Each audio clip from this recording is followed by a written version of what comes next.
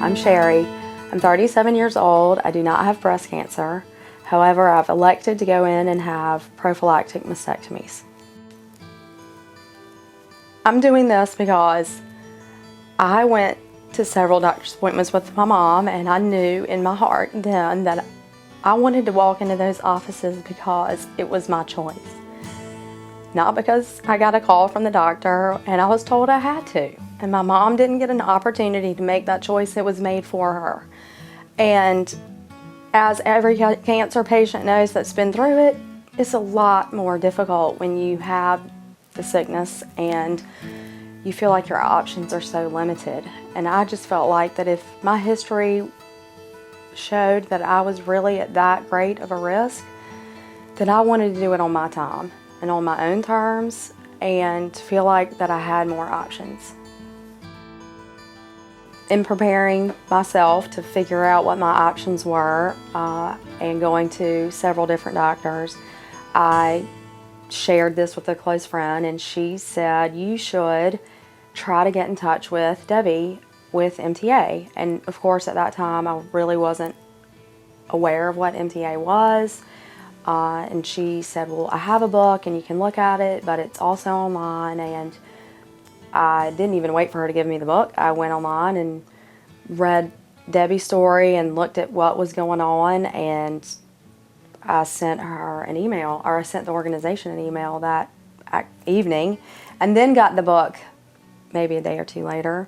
But and I knew that MTA was for primarily was for people with cancer, and even though I don't have cancer, I still didn't have anywhere to go and anyone to ask questions about the type of surgery that I was about to have, because as she mentioned in her story, there just aren't those pictures, those stories, or those examples out there.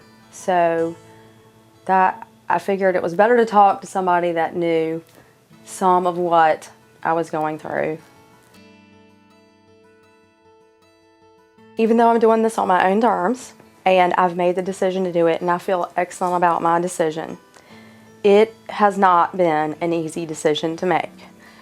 And there are a lot of people that think that this is an extremely radical approach to take, and they don't understand why I would choose this when I'm not sick. I mean, I've heard it over and over. You're well. Why would you do this? You're well.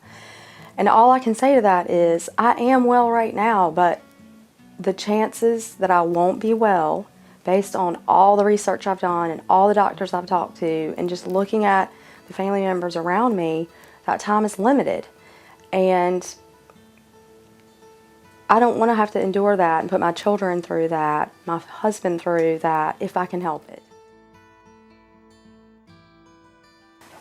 Anybody that has a gut feeling that this could be, for whatever reason, the right choice for them, they need to speak with their doctor, and they need to get as much information and make an informed decision. But it's a personal decision, and it doesn't have to be something that certain people necessarily agree with.